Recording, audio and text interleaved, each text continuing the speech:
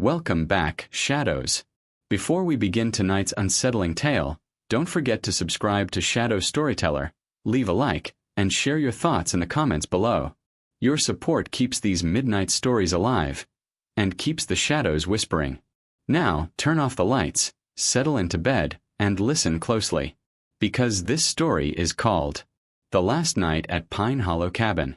And not everyone who went to the cabin came back. It was Friday, October 28, 2022. Eli Parker had been waiting for this weekend since early summer. A 24-year-old graduate student from Boston University, he had grown tired of fluorescent-lit classrooms, constant deadlines, and the endless hum of the city. So when fall break approached, he booked a remote Airbnb in Vermont, a rustic cabin tucked deep in the woods of Bennington County. It was cheap, isolated, beautiful, just what they needed. He wasn't going alone. With him were his closest friends from undergrad, Liam Flores, Mariah Henderson, and Jonas Patel. They'd all been drifting apart since graduation. Everyone was busy with work, with school, with life. This trip was supposed to fix that. A little nostalgia, a little alcohol, and no cell service to distract them. They left Boston late that Friday morning, the hatchback stuffed with sleeping bags, snacks, board games, and a half-broken Bluetooth speaker. The ride took nearly 4 hours, winding north through quiet highways, red-leafed forests, and tiny towns that seemed frozen in time. They arrived at Pine Hollow Cabin just before sunset. It was colder than they expected. The air had that dry, bitter edge only Vermont knew how to deliver in late October. The trees, tall, dark pines, surrounded the cabin like silent sentinels. The road they'd come in on was already swallowed by dusk behind them. Eli parked, stepped out, and took a deep breath. "Smells like firewood and serial killers," Jonas joked, elbowing Mariah. She rolled her eyes but smiled. The cabin was everything the listing promised. Wooden frame, stone fireplace, no television, and an old rocking chair on the porch that creaked when the wind hit just right. There was a small trail behind the house, leading deeper into the woods, but none of them felt like exploring just yet. Inside, the cabin was dim but cozy. One bedroom upstairs, one downstairs, and a musty attic Eli swore none of them were allowed to enter. The lights flickered when turned on. The pipes groaned when the water ran. But they didn't care. It was perfect in its own strange, creaky way. The first night was loud and warm. They played cards by the fire, argued over Spotify playlists, and took group photos in the low orange light. Around midnight, they moved to the porch to tell ghost stories, bundled in blankets, sipping cheap bourbon from mismatched mugs. It felt like college again, except for the woods. Every now and then, one of them would glance toward the trees. The forest had a way of absorbing light. Even with a flashlight, the beam seemed to vanish after a few feet. And the sound, or rather the lack of it, was unnerving. No birds, no owls, just wind, and the occasional snap of a branch that none of them wanted to acknowledge. "Bet this place is haunted," Mariah said, laughing as she shuffled her tarot deck. "Feels like someone's watching." "Not someone," Liam muttered, more to himself than anyone else. "Something." They all laughed. But Eli noticed Mariah didn't finish her reading that night. The next morning was uneventful. Pancakes, coffee, a lazy walk down the dirt road where they saw no other cabins, no other cars, not even tire tracks. It was like the rest of the world had vanished. That afternoon, the weather turned. The sky went gray, then darker. By 5 p.m., it looked like night had fallen early. The wind picked up, dragging the trees into strange, twisting movements. Jonas joked about a nor'easter, but when they checked the radio, static. No weather alert. Just a thin, whispering hum that seemed to rise and fall like breathing. They ate dinner in silence that night. Nobody admitted it, but they all felt it. The mood was different. It wasn't the cold. It wasn't the storm. It was the feeling that something outside was getting closer. At 11:42 p.m., Eli got up and grabbed his coat. "Firewood," he said. "We're running low." "Just wait till morning," Liam told him. "It's freezing." But Eli was already halfway out the door. "I'll be quick," he said over his shoulder, voice half lost to the wind. "Promise." And then, he was gone. He didn't come back. Not in 10 minutes. Not in 30. Not even after an hour. Liam stood by the window, arms crossed, watching the tree line sway. Jonas checked his phone for the 100th time, even though he knew there was no signal. Mariah paced near the fireplace, her eyes constantly darting toward the door. "I'm going out there," Liam finally said, grabbing the flashlight. Jonas stood. "Wait. He probably just went around the back to mess with us." Liam shook his head. "Then he's taking it too far." The flashlight flickered once when he turned it on, then steadied. He stepped onto the porch, the boards groaning beneath his boots. The cold hit him instantly. Sharp. Dry. It cut through his jacket like broken glass. He called out, "Eli." Only the wind answered. "Come on, man. You're not funny." Still nothing. He moved toward the firewood pile on the right side of the cabin. The logs were undisturbed. No footprints in the frost-covered dirt. No sign of someone walking off into the woods. Jonas stepped outside behind him. "We should check the trail." Liam didn't want to. Something about the trees tonight felt different. Like they were watching. Leaning closer. But they had no choice. He and Jonas followed the narrow dirt path behind the cabin, their flashlight beams jittering with every step. The silence was so deep it rang in their ears. No insects. No rustling. Just the sound of their breathing and the occasional snap of a twig beneath their feet. 10 minutes down the trail, they found nothing. No sign of Eli. No broken branches. No movement. No voice calling back. Then Mariah screamed from the cabin. They ran. By the time they got back, she was standing in the doorway, pale, shaking, pointing toward the kitchen. Her tarot deck was scattered across the counter. Cards everywhere, like they'd been thrown. "What happened?" Jonas asked. "I didn't touch them," she whispered. "I didn't even go in there." Liam walked in slowly. The deck was her most prized possession. She never let it out of its black velvet pouch. But here it was, every card face up, spread out randomly like a burst of chaos. Every card. Except one. The card was face down, placed neatly at the center of the kitchen table. Liam reached for it. "Don't," Mariah warned. He flipped it over anyway. It was the Hermit. A solitary figure holding a lantern, standing alone at the edge of a dark mountain. They stared at it in silence. At 2:11 a.m., they called the police. It took them over an hour to reach the ranger station from where they were, and even longer for help to arrive. When the officers finally showed up, 2 local deputies and a forest ranger named Collins, they didn't seem too concerned. "Young guys disappear in the woods all the time," they said. Maybe he wandered off and got turned around. Liam tried to explain that Eli wouldn't do that. That he knew better. That something wasn't right. They humored them, swept the area with flashlights, brought in a dog. But the dog wouldn't go past the edge of the trees. It growled. Tail down. Eyes wide. Collins looked nervous. "You kids didn't go in the attic, did you?" Jonas frowned. "No." "Why?" Collins hesitated. "Back in the 60s, this place used to be a logging cabin. Real isolated. One winter, a crew member went missing. Disappeared into the woods. Just like your friend." "And?" Mariah asked. "Same thing happened in the 90s. Some guy from Connecticut. They never found him either." He didn't say more after that. They offered to take statements at the station, but Liam refused to leave. Something told him, deep in his chest, that Eli was still nearby. They stayed another night. Not because they wanted to, but because the snow had started falling, thick and fast, and Colin said it was safer to wait until morning. That night, none of them slept.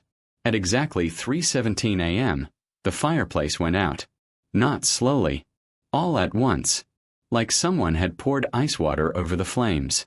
Jonas went to relight it. And that's when they heard it. 3 knocks.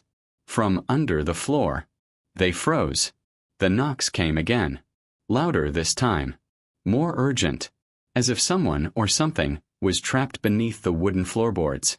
Jonas took a step back. Mariah whispered, "No, no, that's not him. That's not Eli." Liam grabbed the flashlight. His hands were trembling. They followed the sound to the far side of the living room. The boards there were older, more warped. Near the base of the wall, beneath the rocking chair, was a square cut in the wood. A trapdoor. None of them had noticed it before. Jonas leaned down. "There's something carved here." Liam shone the light closer. It was a symbol, a rough triangle with an eye in the center. Mariah stepped back. "That's not part of the house. That's not normal." Jonas grabbed the edge of the trapdoor and lifted. The smell hit them first. Rot. Earth. Something old and wet and long forgotten. Beneath the door was a narrow staircase, leading into the dark. And then they heard it again. But this time, it wasn't knocking. It was a voice. A low, wet whisper echoing up from the darkness. "Help me." It sounded like Eli. But it also didn't. The voice was distorted, too slow, like something was mimicking him, trying to remember how to speak human words. Jonas started to descend the stairs. Mariah grabbed his arm. "No. Don't." He shook her off. "We can't just leave him down there." Liam took the flashlight and followed. The air grew colder with every step. Not just temperature, something colder than weather. Something spiritual. The cellar was small. Dirt floor. Stone walls. And in the center, a hole in the ground. Perfectly round. Perfectly black. The flashlight didn't reach the bottom. Jonas stepped toward it. "Eli." No answer. Then the whisper again. Closer this time. Right behind them. Liam spun around. Nothing. Just walls and shadows. And then, the whisper came from the hole. "Come down." Jonas leaned forward. Liam reached to stop him. But it was too late. The ground gave way beneath Jonas's feet. The soil collapsed like ash. He fell, screaming, and the scream was cut short, swallowed by the dark. Liam dropped to his knees, calling his name. Silence. Mariah was at the top of the stairs, sobbing. They climbed back up, shut the trapdoor and pushed the couch over it. They left at first light. When they reached the ranger station again, they were covered in mud and shaking.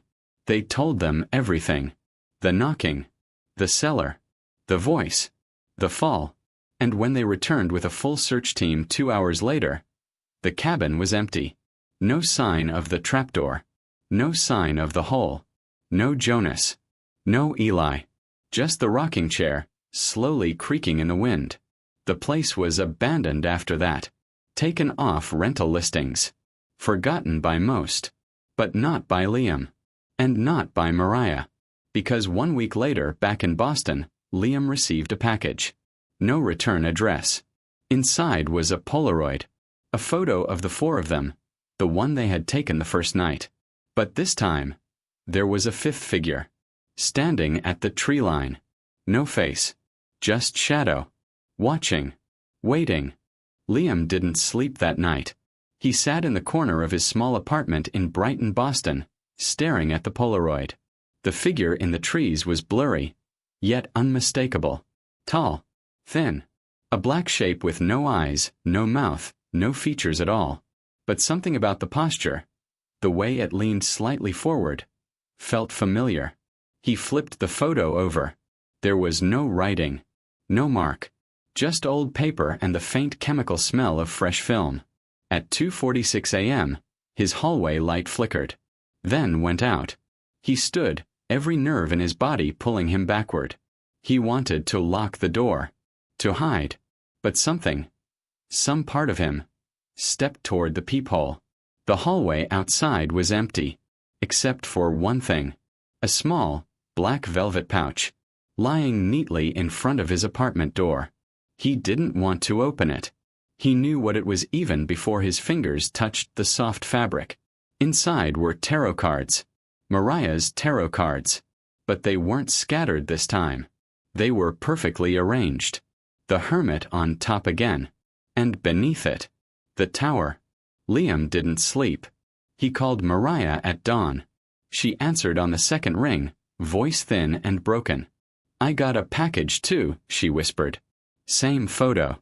Same cards." A pause. "But mine came with something else." "What?" She swallowed. "A pine needle." Liam didn't speak. Couldn't speak. She continued. "I haven't left my apartment. I live on the 5th floor, Liam. There are no trees outside my windows." The line went quiet. Then Mariah said one last thing before hanging up. "I think we brought something back." Days passed. Neither of them returned to class. They stopped answering texts. Their friends noticed, but no one knew how to help. They'd gone through something too strange to explain.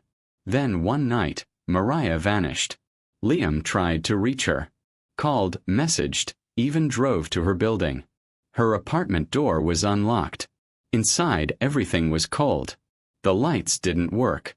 Her windows were open, letting in a sharp November wind. On the kitchen table sat a single card. The Hermit. No blood. No struggle. No sign of where she went. Liam stood in the middle of the room for a long time, staring at the open window.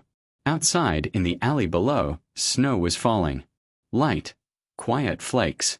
But as he looked closer, he saw footprints in the snow, bare feet, leading away from the building, and stopping at the edge of a pine tree that should not have been there. Liam followed them. Of course he did. He had no choice. Not when the last Polaroid arrived, 1 week later, slipped beneath his door. It was a picture of him, sleeping, and in the corner of the frame, a shape in the shadows. The same shape. Watching. Waiting. 6 years later.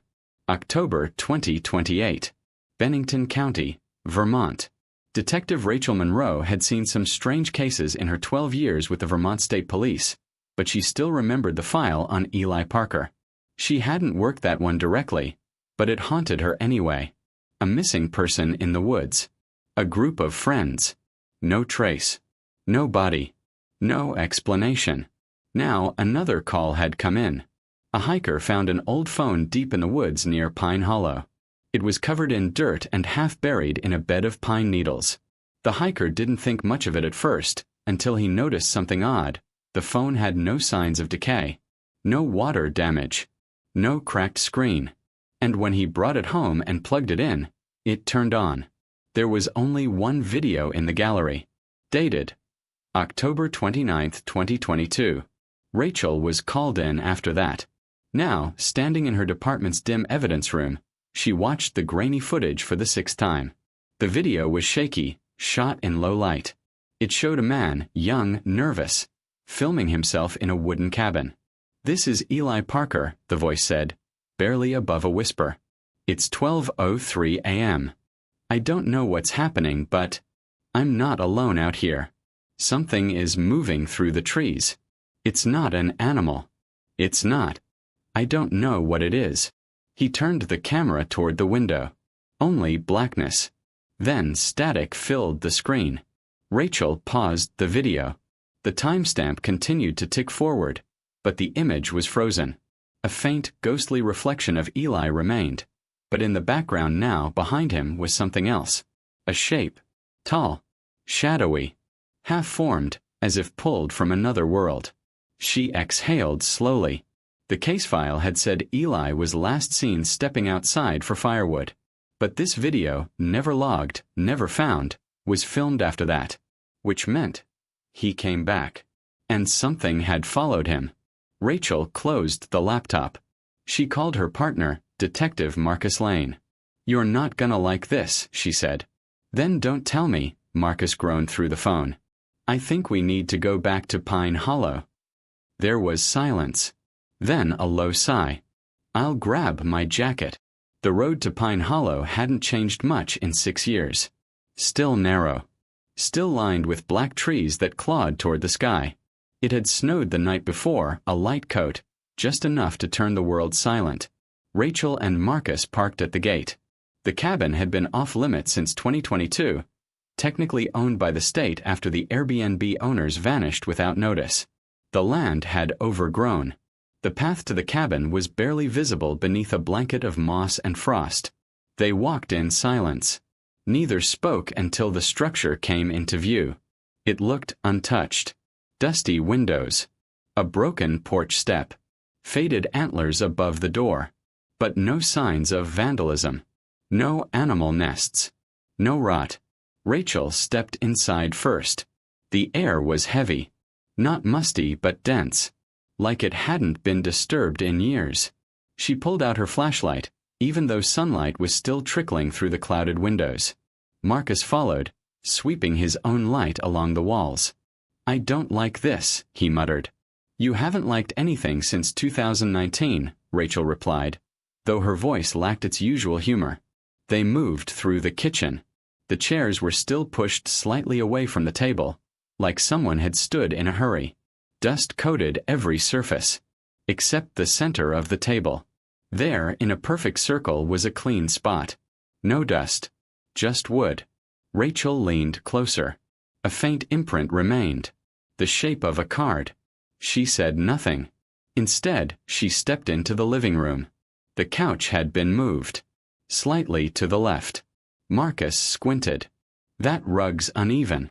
Rachel knelt and pulled it back. The floor beneath looked like any other. Warped old planks, slightly bowed from age.